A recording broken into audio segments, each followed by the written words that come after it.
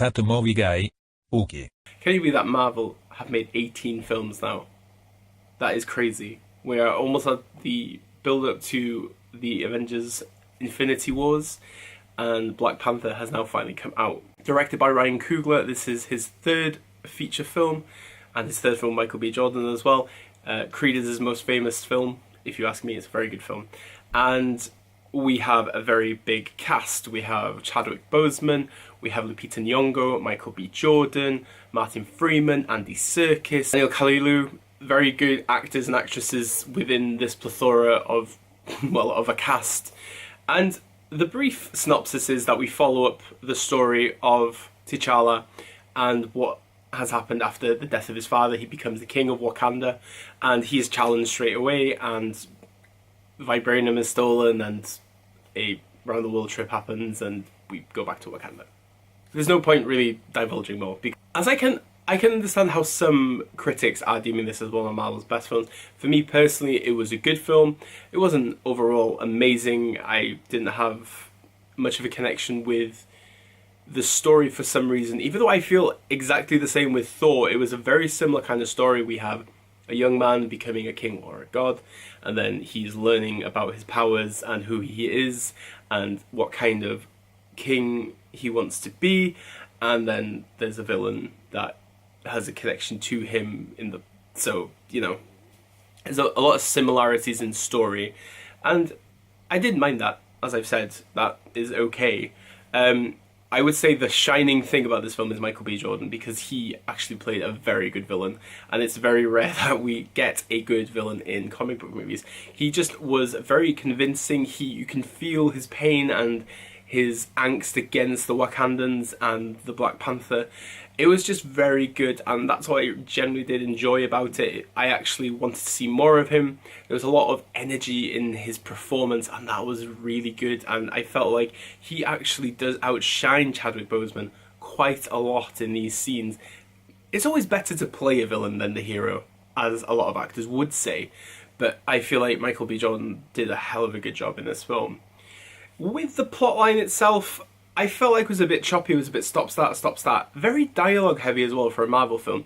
I think Coogler did go down a kind of different road to the normal Marvel aesthetic, but it was executed well, but I feel like there was too much stop-start and too much dialogue for this kind of film.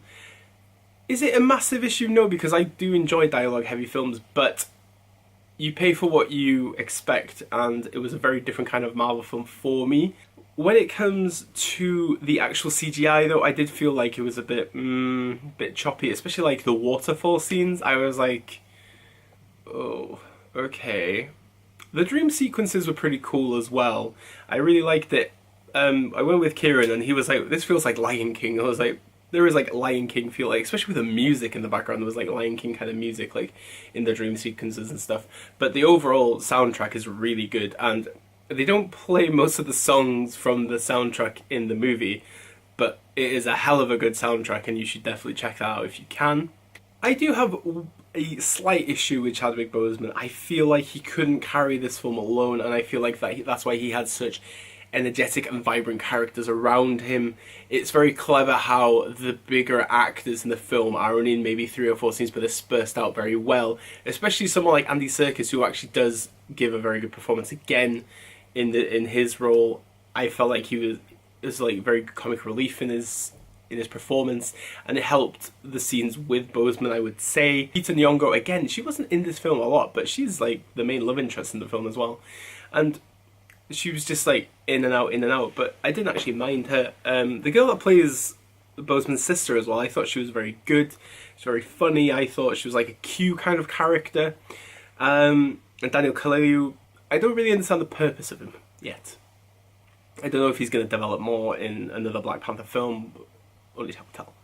But with Boseman himself, I just felt like that he just can't carry a film. I don't know why. I've never really watched any of his previous works, but I didn't mind him in Civil War. I thought it was a very good introduction to the Black Panther character, but for 2 hours, I just couldn't really latch on to him. All Black Panther is a good watch, and it has very funny moments. It has that Marvel feel that you have, but at the same time Kubrick developed something a little bit different, and that's not a bad thing. Very interesting sequences, like the casino scene is a very interesting, very James Bondy, but I like the way that it turned out.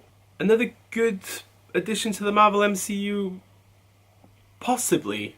I don't know if I need to rewatch this film, but I felt like there was a lot more pressure going into watching this film after people saying that how good this film actually was. I think I don't know if it's still 100% fresh at the moment, but that's a big claim for a movie, especially these days when everyone just moans and complains. Black Panther's out in the UK this week. You should definitely give it a go. Check it out. I think it's gonna be interesting to see what people actually have to say, especially if the critics are deeming it as good as it is. It'd be interesting to see what the fans actually have to say this time. But there we go, guys. Written review will be on my website, www.thatmovieguyUK, and if you want to follow me on any of the social medias, everything's below.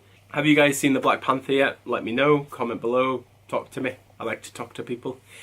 And yeah, guys, diolch, danke, obrigado, merci, gracias, arigato, all the thank yous. So yeah, peace out, A-Town and all that.